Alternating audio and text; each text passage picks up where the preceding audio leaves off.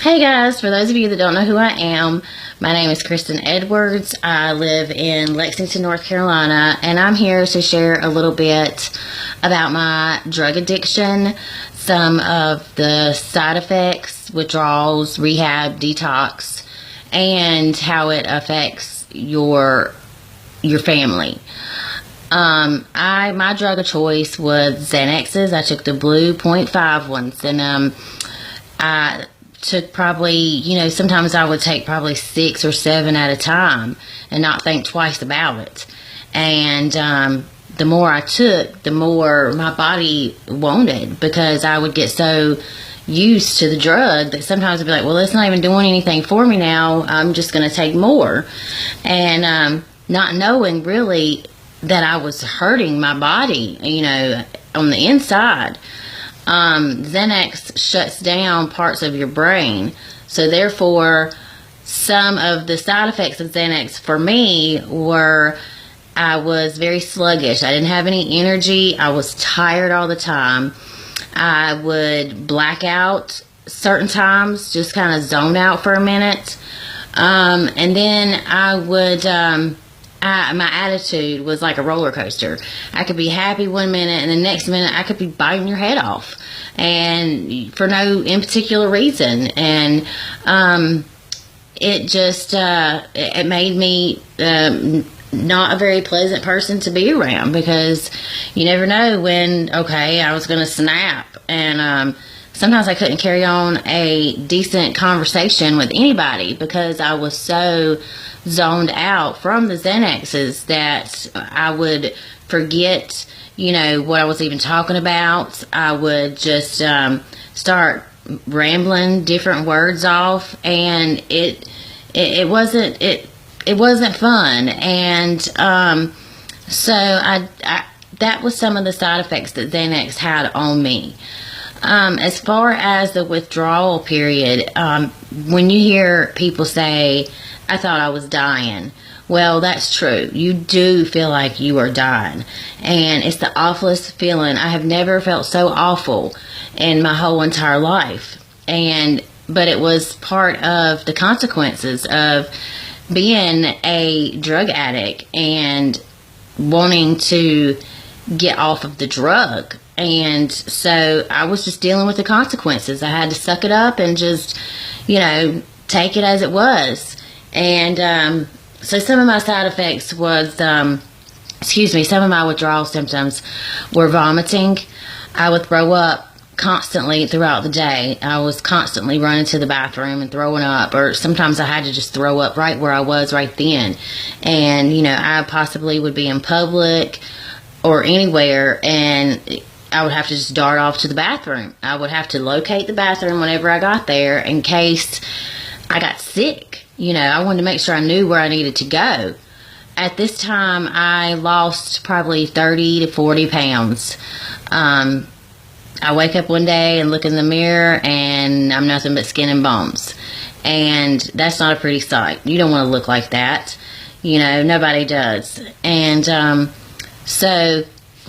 anyways, as far as the weight loss, I would hallucinate a lot as the Xanax was getting out of my system. I would hear things and see things that weren't there. I would be around, if other people were around me, and I would hear something that was just constantly annoying, I would mention it to whoever is maybe with me. Do you hear that? Did you see that? And they would say no. And I'm like, well, I'm just, I was seeing things and hearing things. And that is part of some of your withdrawal symptoms. Another thing is I lost sense of balance. I had to teach myself pretty much to learn to walk again. I had to practice every single day, walking up and down the hallway, holding on. And that is a very scary feeling. My vision, my perception was all messed up. And so therefore, I would walk and I would just fall down, and that's embarrassing. I would have to, hold on to somebody or something, and every time, and I fell so many times. You want to try to walk. You don't want to not be able to walk.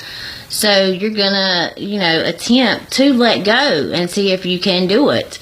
Well, I fell so many times. I fell and got a black eye one time, busted my head open. I had a black eye for a good 2 weeks or so. And so here I am, looking in the mirror, skin and bones, black face from my black eye.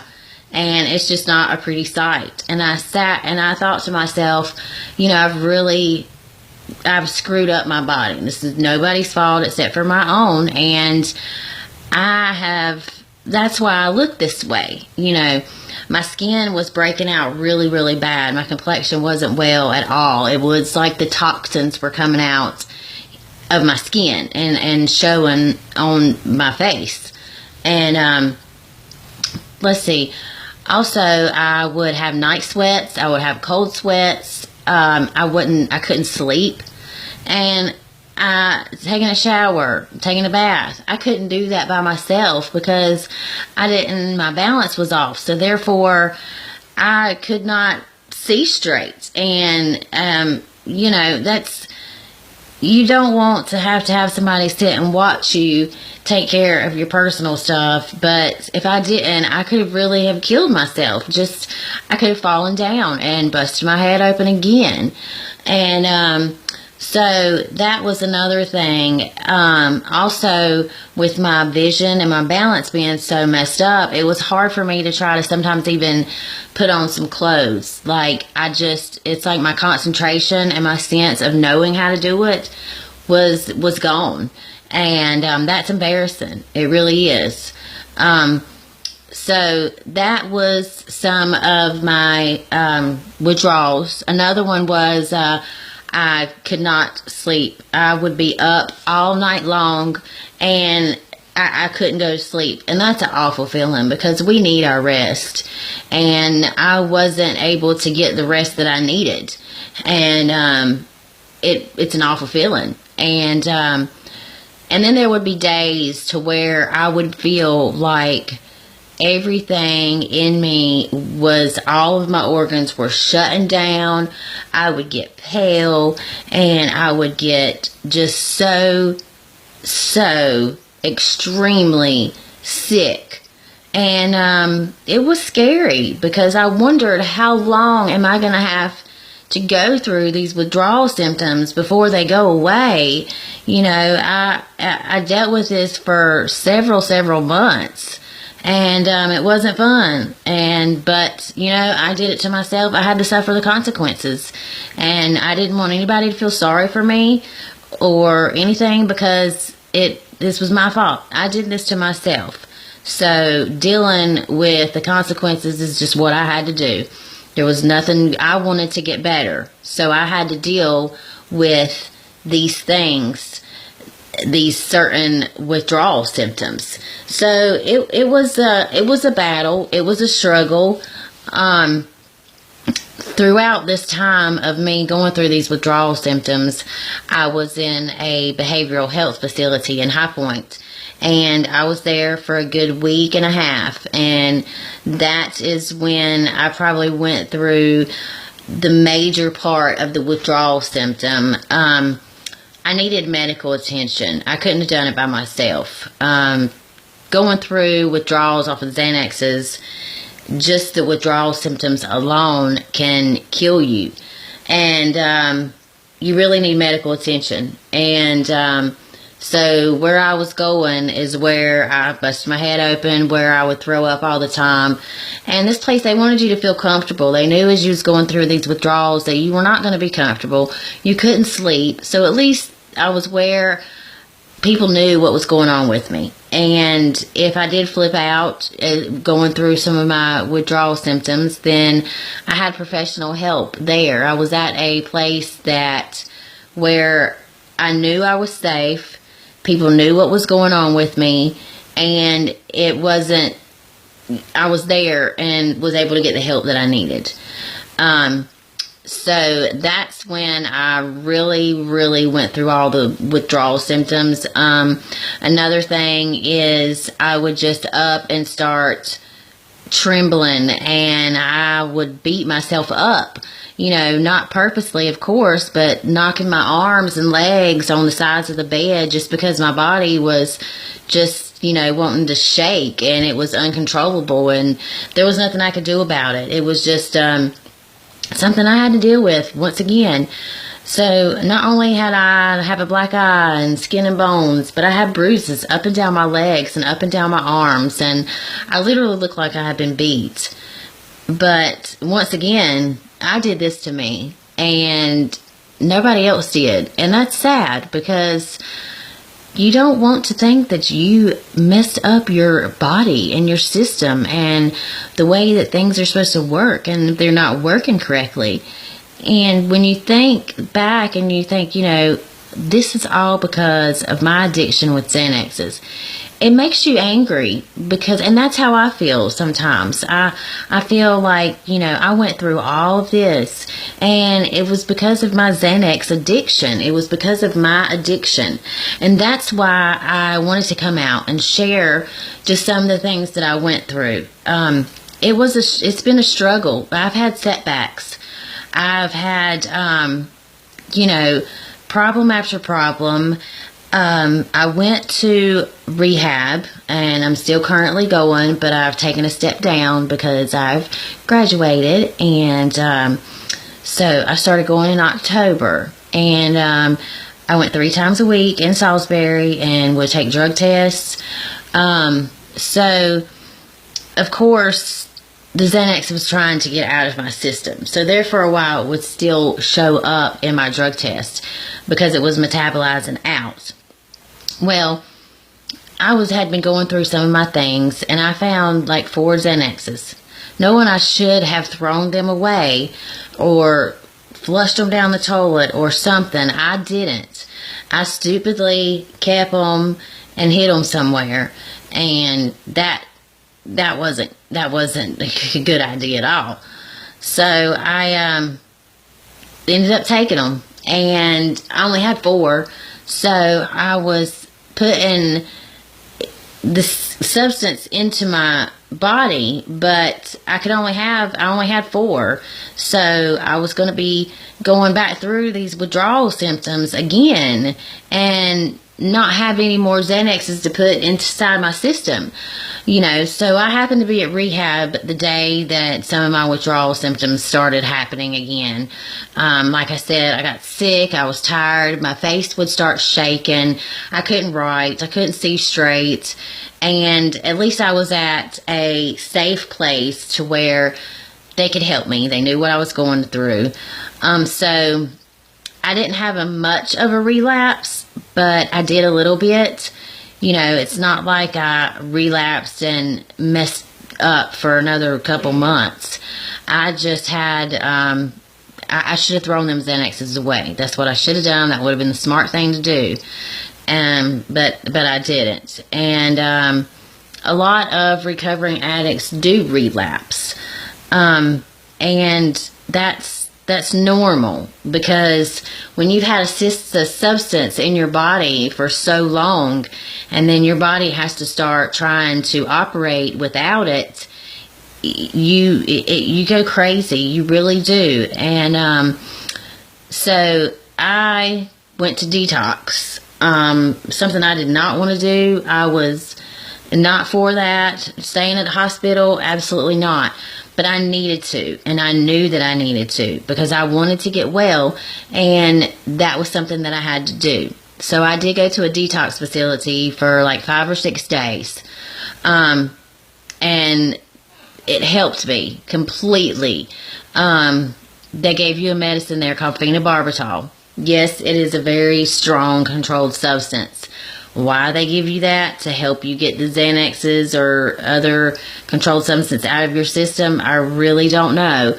But they start you off at, taking X amount, and then throughout the week, your 5 to 7 day stay, they work you off of it little by little. So by the time that you leave to go home, you're not taking any medicine and you're functioning. You've gotten that drug out of your system pretty much. So detox was the best thing for me. It helped.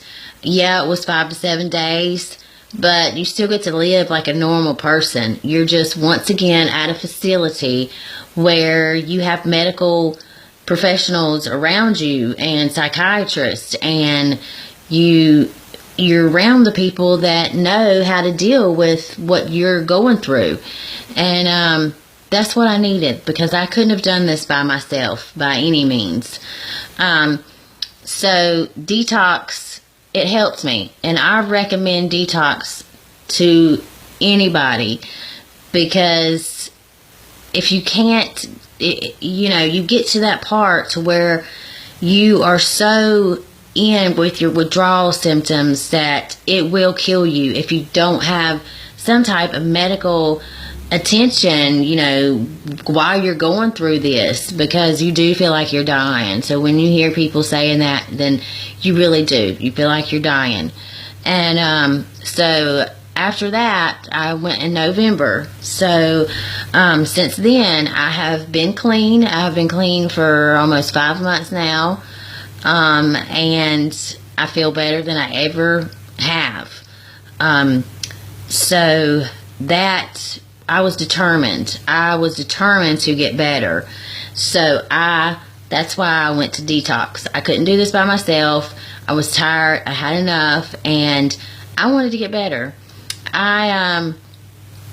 So after that, I continued going to rehab, and I met some wonderful, wonderful people. So many recovering addicts, and they are trying so hard and trying to get better and trying to understand their situation that they're going through, and they're amazing people. But to hear some of their stories, it's very, very sad. I've heard so many stories, so many sad stories, and you wonder sometimes, how is this person even alive? And they're trying very, very hard to get back on their feet. And, it was nice to have people to relate to, because I'm not the only one that was suffering from addiction. There was people out there suffering, some people were suffering more than I was, or on my same level. And, then you're around people and you think, well, I guess it could be worse, because there would be times you would be around certain people and their life be a lot worse than how mine was. And so, you always think that you got it really, really bad, but there's always somebody else that has it a little bit worse than you do. So, like I said, that detox, rehab, all of that helped me 110%. I could not be happier with the rehab facility that I go to. It's called S&H Youth and Adult Services in Salisbury. It is so personal and not judgmental. You don't not at all feel like anybody is judging you there. It makes you feel really good. You feel like, people do care about me, because there's people out here that do care about you and that do want you to get better. It's just, it's hard to help somebody that doesn't want to get better. And that's why, like I say, that you have to want to get better, because you can't help somebody that doesn't want to, because you're just wasting your breath. And so if you have an addiction problem, don't be scared to go and get help. It's the best thing that I ever done. I'm happier to be alive and to be a survivor instead of being, in the ground dead.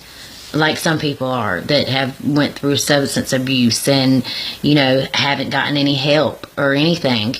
And I'm not ashamed. I'm not ashamed for, I'll admit that I had a drug problem and it was irresponsible and stupid, but I want to help others because I've learned so much, and I'm a proof right here that you can get over addiction.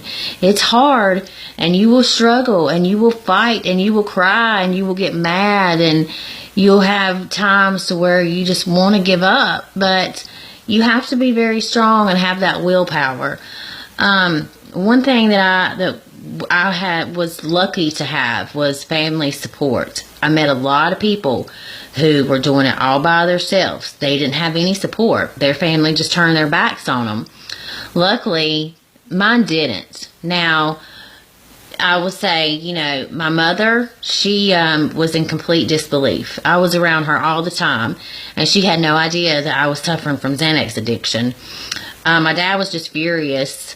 This is just, drug addiction was not something that happened, in my family, and it was just not going to be tolerable.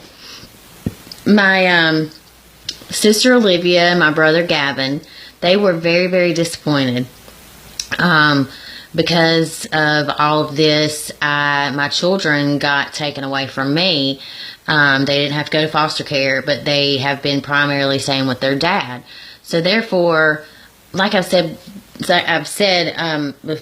earlier, that, whenever you are dealing with addiction, don't think that you're the only one that's suffering, because you're not. Everybody that you are around, that you socialize with, they're dealing with it too, because they're dealing with an addict trying to get better. And then, when I got my kids taken away, it was something where my whole family suffered from seeing my children.